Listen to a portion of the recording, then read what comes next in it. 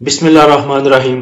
KSE 100 index ने जो आज सुबह ओपनिंग दी, ओपनिंग आज माइनस में थी। जब इंडेक्स ओपन हुआ तो तभी इंडेक्स ने तकरीबन 21 पॉइंट लूज कर दिए थे। उसके बाद इंडेक्स ने जो अपना लो बनाया वो 62,717 पे था, जिधर इंडेक्स ने 1096 पॉइंट लूज किए थे। उसके बाद जो इंडेक्स की क्लोजिंग है वो 62,773 पे है, जिधर इंडेक्स ने 1039 पॉइंट लूज किए हैं। ओवरऑल वॉल्यूम की बात करें तो 162 मिलियन के वॉल्यूम ट्रेड हुए हैं आज। जैसे कि पिछली वीडियो में मैंने अपना शक जाहिर किया था कि सोमवार वाले दिन इंडेक्स रेंज बाउंड रहेगा मॉनेटरी पॉलिसी की वजह से, और दूसरा यह भी हो सकता है कि प्रेशर दे के माल छुड़वाने की कोशिश की जाए। तो एग्जैक्ट वैसा ही हुआ। पहले तो रेंज बाउंड था इंडेक्स, वो तो होना ही था मॉनेटरी पॉलिसी की वजह से। उसके बाद एंड पे जाके प्रेशर दिया गया और माल छुड़वाया गया बेचारी आवाम से। दूसरे नंबर पे वॉल्यूम इसलिए कम है, 162 मिलियन के वॉल्यूम, 162 मिलियन के वॉल्यूम आज ट्रेड हुए सिर्फ। तो उसकी वजह भी मैंने आपको पहले बता दी थी कि इन्वेस्टर उतनी देर तक एंट्री कभी भी नहीं लेगा इंडेक्स में, मार्केट में, जब तक इंटरेस्ट रेट का कोई पता नहीं चल जाता कि इंटरेस्ट रेट बढ़ना है या कम होना है या अनचेंज रहना है। जितनी देर तक ये पता नहीं चलता उतनी देर तक इन्वेस्टर कोई बड़ा कदम नहीं उठाएगा। इसलिए आज वॉल्यूम भी कम ट्रेड हुए। और वैसे भी बहुत से लोगों का ख्याल था कि जो इंटरेस्ट रेट है वो अनचेंज्ड ही रहेगा। ग्रुप में भी पोलिंग कराई थी तो तकरीबन मेरे ख्याल से ज्यादा भाइयों का, 80% भाइयों का यही ख्याल था कि जो मॉनेटरी पॉलिसी है वो चेंज नहीं होगी। ये फिर नोटिफिकेशन आया था या प्रेस कॉन्फ्रेंस की थी गवर्नर स्टेट बैंक ने, और ये इंडेक्स क्लोज होने के बाद थी। तो पहले भी 22% ही था आपका इंटरेस्ट रेट, और अभी भी 22% पे ही बरकरार रखा गया है, ये अनचेंज्ड है उधर ही। तो अब कल का दिन जो है वो इंपॉर्टेंट दिन है। एक तो रोल ओवर वीक भी खत्म हो चुका, जो उसकी तलवार थी अवाम के सरों पे वो भी हट चुकी। उसके बाद सोमवार को रेंज बाउंड मार्केट रहनी थी, सबको पता था मॉनेटरी पॉलिसी की वजह से। मॉनेटरी पॉलिसी का भी ऐलान हो चुका।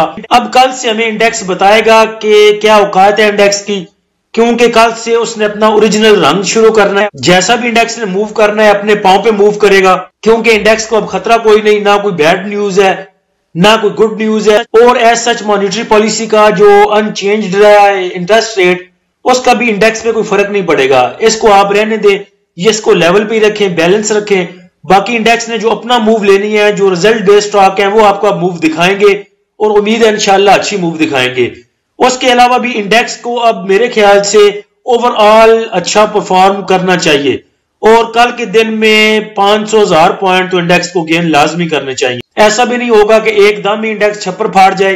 कुछ ज्यादा उम्मीदें ना रखिएगा इंडेक्स से। और दूसरा ये भी सुबह हो सकता है कि आपको प्रेशर दिया जाए थोड़ा सा, फर्स्ट टाइम में इंडेक्स को नीचे लेके जाया जाए, ताकि अवाम ये समझे कि एक मॉनेटरी पॉलिसी अनाउंस हो चुकी, वो भी अनचेंज्ड है, उसके बाद भी इंडेक्स मूव नहीं कर रहा, तो लिहाजा माल दे दो। तो मुझे लग रहा है कि सुबह थोड़ा सा पैनिक किया जाएगा, उसके बाद जो है फिर इंडेक्स अपनी मूव बनाएगा जो भी उसने बनानी हुई। तो मैं पहले आपको कहता था कि पैनिक होके माल ना दिया करें, आज मैं आपको कहता हूं कि पैनिक होके माल दिया करें, और खुल डुल के दिया करें। क्योंकि अगर सभी होल्ड करके बैठ जाएंगे, मैं भी होल्ड कर लूंगा, जो मुझे सुन रहे हैं वो भी होल्ड करके बैठे रहेंगे, जो हमारे ग्रुप में है 500-600 बंदे वो भी होल्ड करके बैठे रहेंगे, तो सेलिंग कैसे होगी, नुकसान कौन करेगा, प्रॉफिट कौन बुक करेगा। तो हम जितना मर्जी गला फाड़ लें, जितना मर्जी किसी को समझा लें, अवाम ने पैनिक होना ही होना है। कुछ ऐसे बंदे हैं जिन्होंने पैनिक लाजमी होना है, और कुछ ऐसे हैं जिन्होंने पैनिक करके माल छुड़वाना है।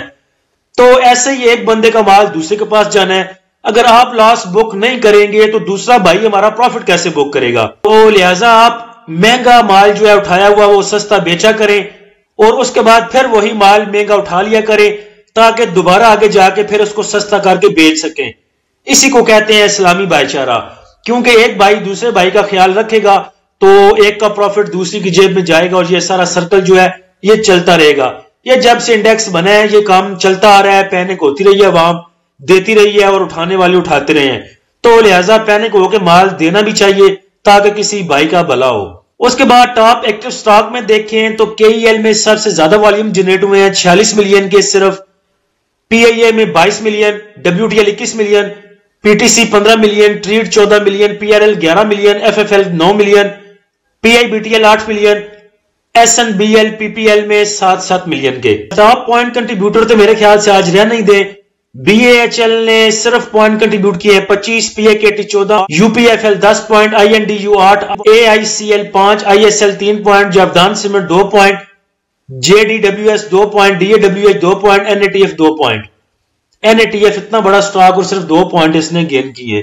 माइनस पॉइंट कंट्रीब्यूटर में देखें तो इफर्ट ने 94 पॉइंट, PPL 91, मारी 78, OGDC 73, हक्को 54, MEBL 53, Engro 51, PSO 42, system 38, HBL 35 point. System को देख के मुझे याद आ गया, सिस्टम को पकड़ ले, सिस्टम अच्छे रेट पे है। जब से मैं देख रहा हूं ये 2-3 दफा बस आया है 392 पे या इस रेंज में। तो लास्ट टाइम भी 392 से दोबारा चला गया था 470-75 पे।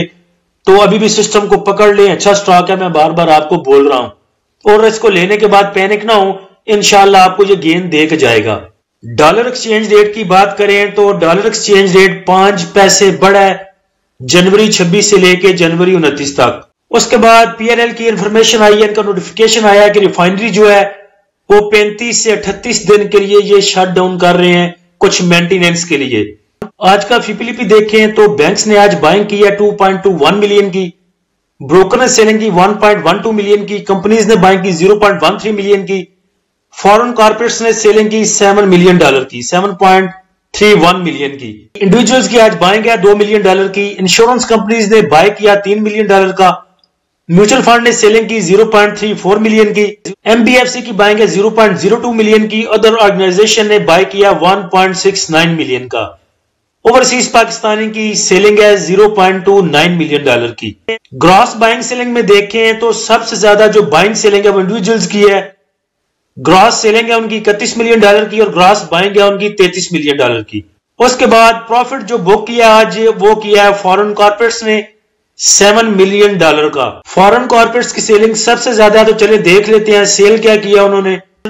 फॉरेन इन्वेस्टर की अगर आप सेलिंग देखें तो ऑल अदर सेक्टर में उन्होंने सेल किया $500 मिलियन का, सीमेंट को $1 मिलियन का, कमर्शियल बैंक को 1.72 मिलियन का, फर्टिलाइजर को $500,000 मिलियन, फूड एंड पर्सनल को 0.03 million, oil and gas exploration companies को 0.77 मिलियन का, oil and gas marketing companies को 0.22 मिलियन का, पावर जनरेशन को 1.80 मिलियन का और टेक्नोलॉजी को 0.85 मिलियन का। सबसे ज्यादा जो उनकी सेलिंग है वो है कमर्शियल बैंक्स में और सीमेंट में। और शायद मेरे ख्याल से उन्होंने सेफ खेला है कि हो सकता है इंटरेस्ट रेट कम हो जाए, जो कि तकरीबन 70 to 80% लग रहा था कि इंटरेस्ट रेट अनचेंज रहेगा, लेकिन 30 से 35-25% कह लें। कुछ लोगों का यह भी ख्याल था कि कुछ पॉइंट कम हो सकता है। तो अगर कम होता है इंटरेस्ट रेट तो उनका प्रेशर कमर्शियल बैंक्स पे आना था।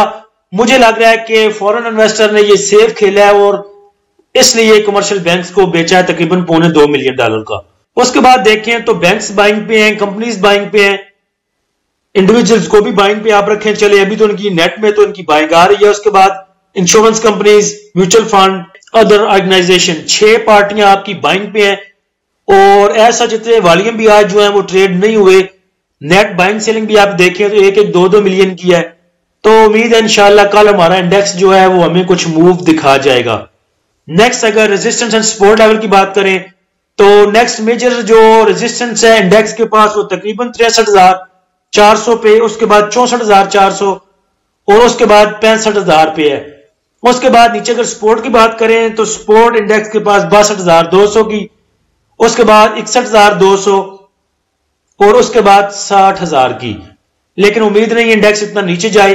तो शॉर्ट टर्म में इंडेक्स के पास जो अब रेजिस्टेंस है वो शॉर्ट टर्म में, बिल्कुल शॉर्ट टर्म में, जिधर आज सपोर्ट थी इंडेक्स के पास तकरीबन 62,800 की, सुबह इसको तो वैसे ही ब्रेक कर लेगा। और जो हल्का सा रेजिस्टेंस इसका पहला लेवल आएगा वो 63,000 का है।